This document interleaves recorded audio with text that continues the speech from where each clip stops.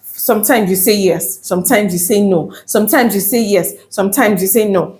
If you go on with that rhythm, the child will want to solve that problem or want to have his way by throwing tantrums. In fact,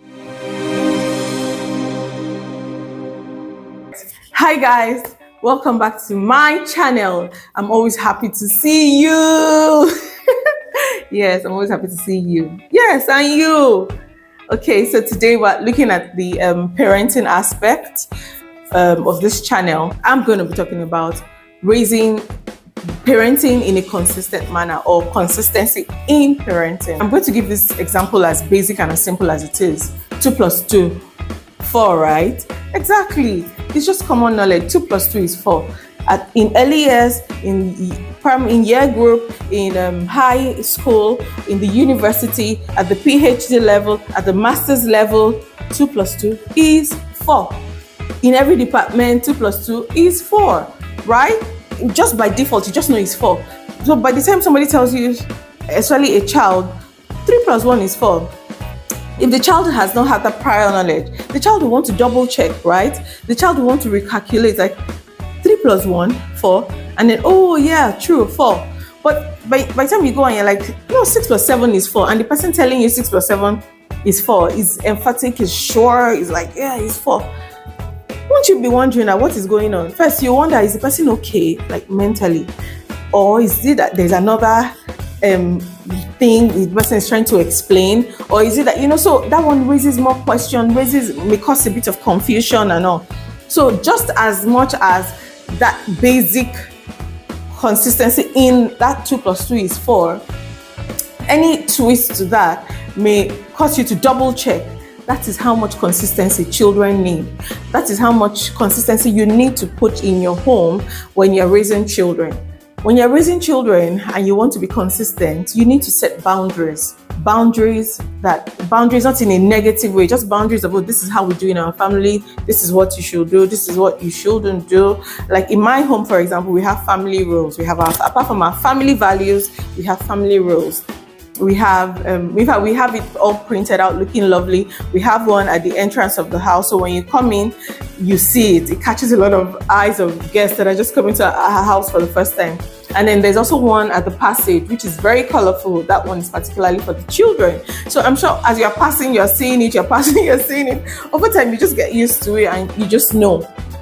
The boundaries we set in the house and all. Another way of raising and putting in consistency in the structure of your home is what to do, what not to do, when to do, when not to do, right? For example, you can have timetables, and timetables maybe not necessarily written down, whatever works for you. So what happens in the morning when your children wake up? What do they do? Do they say a word of prayer before they get out of their bed? Do they lay their beds? Do they say their daily confession? Do they come to you to greet you? Do they do family devotion? Do you guys do family devotion afterwards? So there is order, there is process. Even days you don't get to do that, maybe you don't get to do family devotion, the children will go, Mommy, are we not doing family devotion? Oh, Daddy, what's happening today? Because there is order, there is consistency. They know what to expect. They feel safe. It's not that they wake up and they're not sure of what to do, or you guys are starting the day all over and you're like, Mom, what are we doing today? And then you're now thinking, okay, this is no. So the more you have that consistent lifestyle, the more you emphasize on it daily, the more they get used to it. They go to school, they come back from school.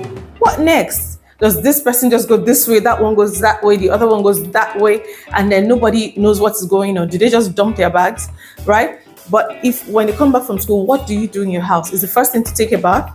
Is the first thing to eat? Is the first thing to read? Is the first thing to do their homework? Or maybe have their lesson if they have lesson tutors that come home to take them. What is the order? But the moment there is an order in the way you do things in your house, once your child comes back from school, they know what to do. For example, let me give you what works for us.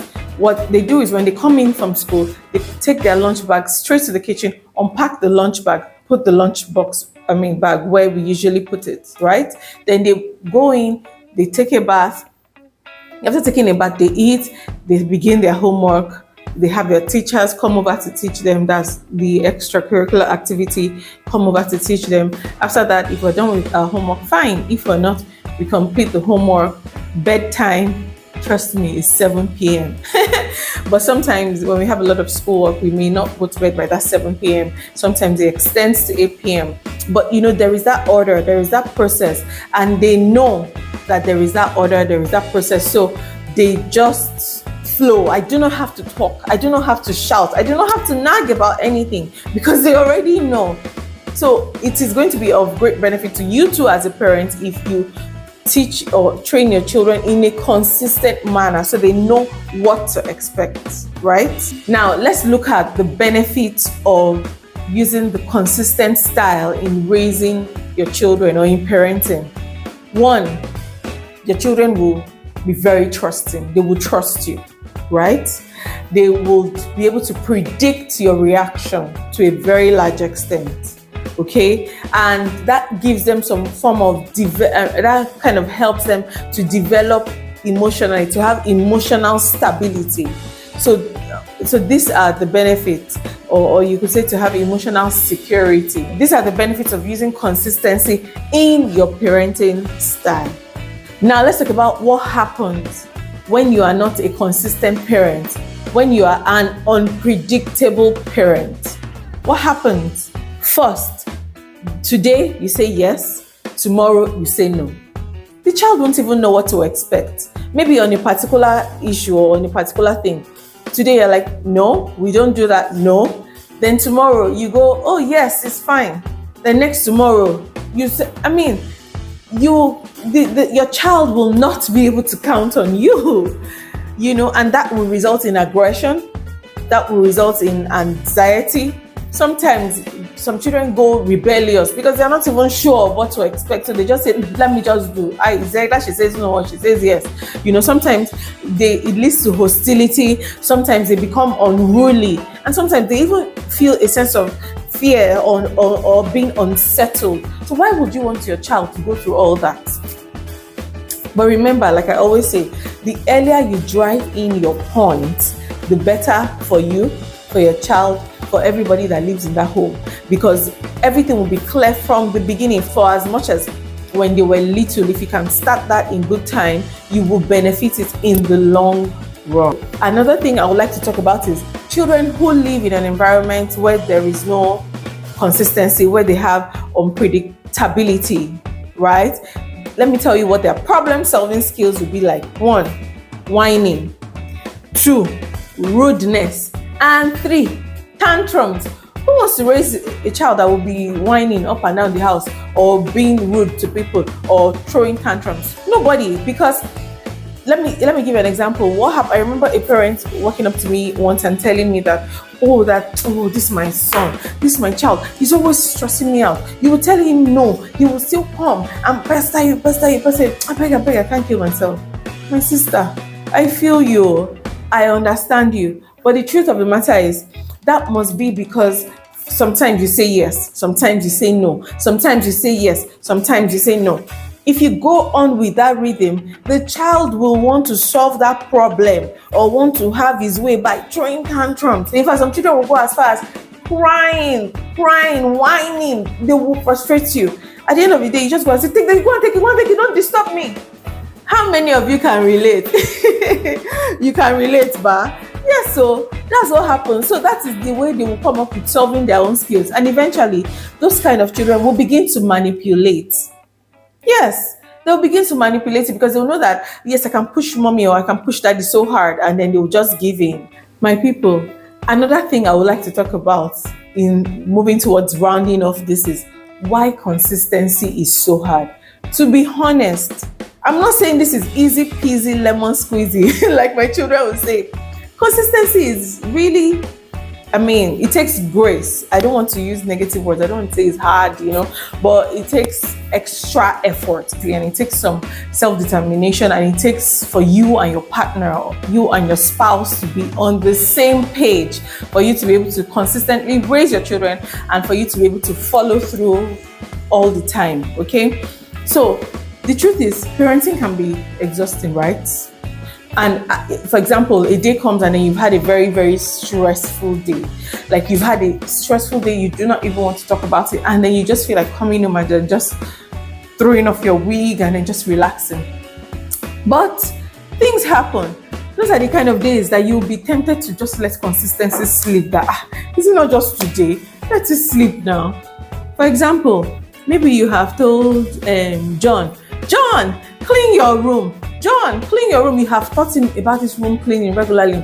Put your bed in order, arrange it, and then one day you come back from work and you are literally exhausted. And you look at John's room and you do not even have energy to mutter, John, clean your room. And then you begin to clean it for John. You have broken the consistency chain. These are things that are prone to happen. I'm not saying it's going to be, a piece of cake, okay? Or maybe, for example, in my house, we have no juice day, all right? We have no juice day 2 days in a week, no juice to school. And at the beginning of the no juice day, I discussed it with my children. So at the beginning of the no juice day, you hear, oh, mommy, are you sure you don't want to give us juice to school today? Mommy, but I have Ribena. Mommy, I'm like, no, today is no juice day. It took a while. We kept on pushing it. And it's for the benefit of the children, not because there's no money to buy juice. We kept on pushing it. Today is no juice day, no juice day. And eventually, they just got a hang of it, such that even when it is juice day and there's no juice in the bag, they don't even bother. They just move. On the other hand, let's assume you decide, okay, I'm going to start no juice day in my family. And you start the first time, the boy comes and the teacher tells you, do you know he was crying because there was no juice? And you're like, hey, this boy, but I've spoken to you, or this girl. And then the next no juice day, he come home, please, can you put juice in my bag? He will not die. Don't put the juice, follow through. The moment you follow through, the first time, the second time, the third week, the fourth week, the child will know that, mommy is serious. I've accepted it, and they move. But if you do not continue consistently and you keep breaking and say, oh, just go and take it, you're disturbing me. Oh, just go and, or you just vex and you go and do it on behalf of the child, you are breaking it. So, the child will now feel like, let me just push mommy very hard. Let me test her boundaries, or let me push daddy very hard. Let me test his boundaries. Maybe he'll still tell me to go. They know what they're doing. Children are very, very smart. You see those little humans? They are very, very, very smart, But the truth is, dear parents, guardians, caregivers, I know we are all human beings, right? But and sometimes everything can just be exhausting. But to be consistent can actually be time-consuming. It can be challenging. It requires patience. It requires, some intentionality. It requires agreement from you and your partner. It requires communicating with your children. Okay? Communicating with your children. Once everything is stated in black and white, clear, and then you keep on emphasizing it on a regular basis, they get used to it. Days they don't do it, you mention it. And these things, remember, you do in love, you do in respect, you do with care. You do not do in an aggressive, negative manner with so much negative energy. No, you'll be passing a negative message across, right? There is something I need to emphasize on. Remember that if you are training or parenting your child using the consistent parenting style, it is an investment in your child's development. In the long run, you will be glad. I'm telling you, you will be glad. You will testify.